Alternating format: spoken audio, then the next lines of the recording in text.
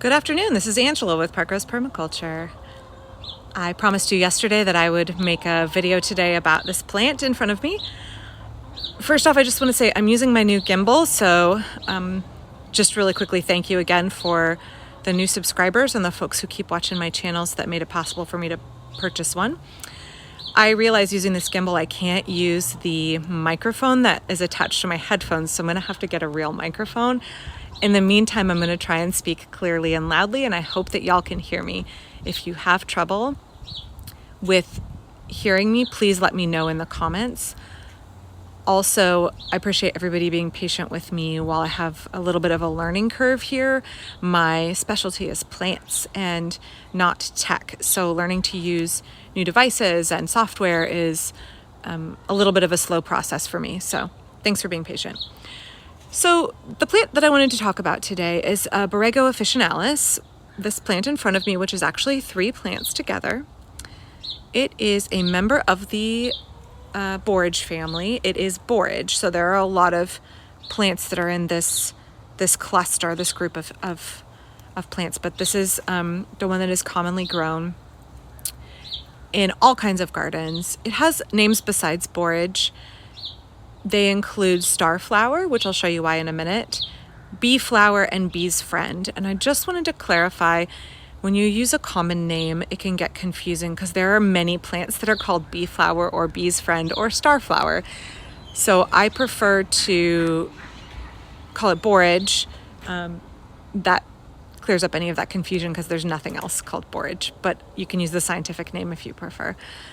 In fact, I have something that I talked about yesterday briefly in my video, and I got a comment or question about it, and it is another plant that is called bee's friend. So before I get into this borage, let me just show you this plant over here, which is just budding out. So I'm going to turn this way. So this plant right here is just getting ready to bloom. And this is a plant called bee's friend. Phacelia is its genus name. And there is an annual Phacelia that people grow that can often get quite weedy. And I had mentioned in my video that this is a perennial Phacelia, and someone had asked me what that was. So this will be covered really soon in kind of lavendery blossoms that the bees just, they absolutely will be covering this plant. So this is Phacelia californica. And Zero Plant Nursery, which I will make a comment in, a link in the comments, is where I got this plant. It's the only place I found them where you can get a perennial Phacelia. It's a little less showy than the annual one, but it stays in place and is quite hardy. So that's Phacelia californica. Okay, so that's called bee's friend.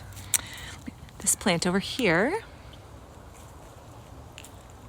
panning past my potato patch.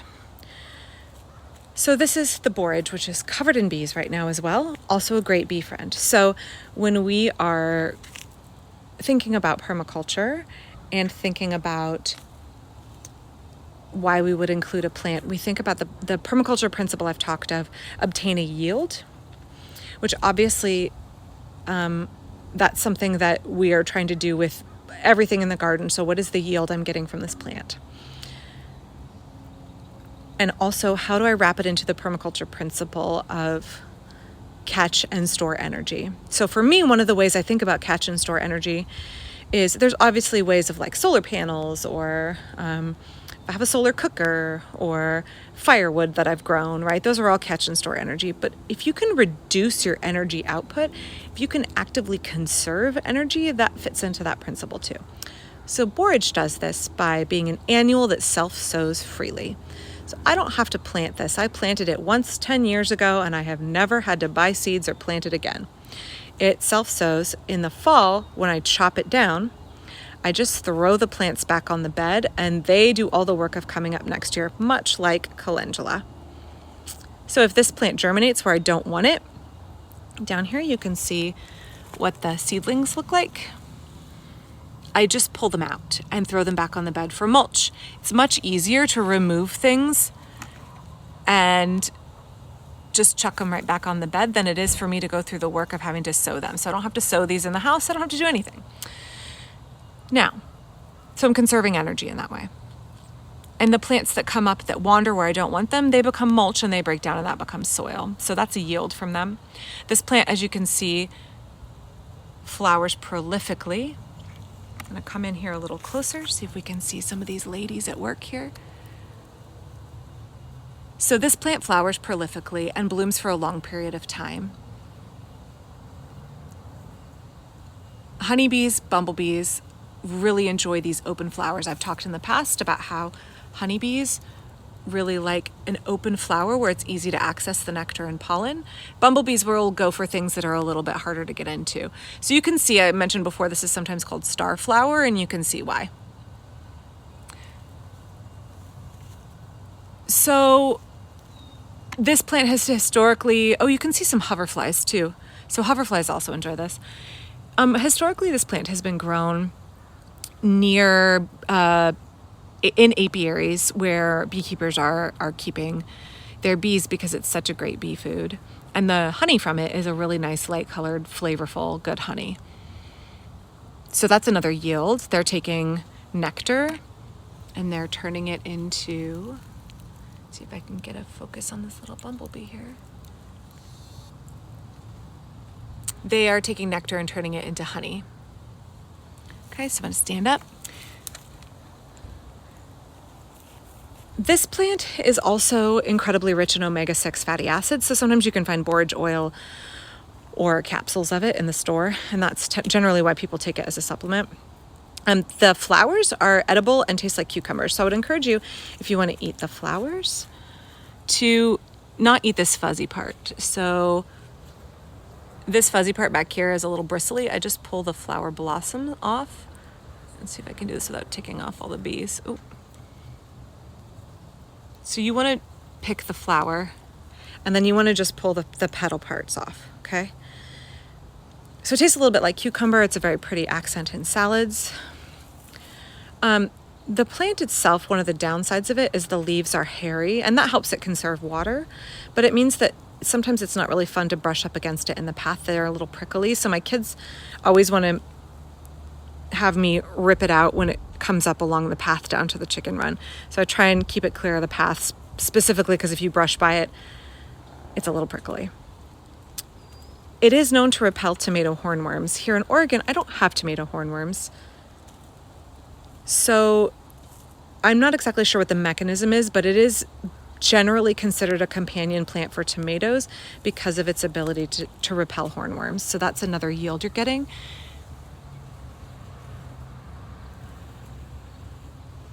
Just looking at the bees here. You can tell this plant produces a lot of biomass. When it gets droopy and sad later in the year, you just cut it down and throw it back on the bed and it breaks down for a really good mulch.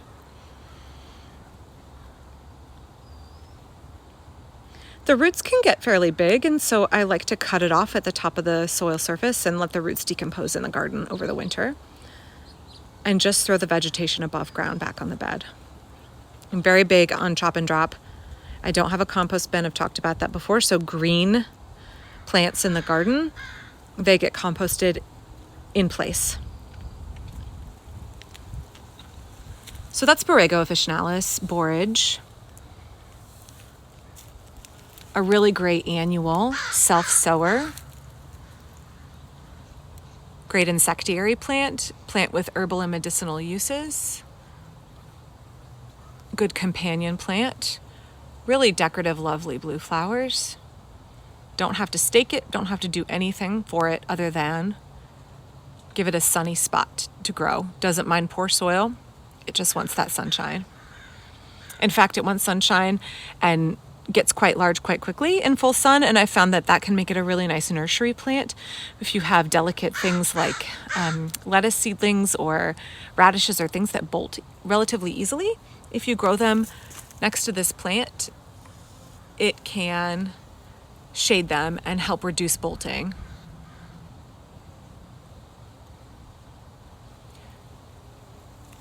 All right, thank y'all for coming and watching my video. If you got something out of this, please give it a like.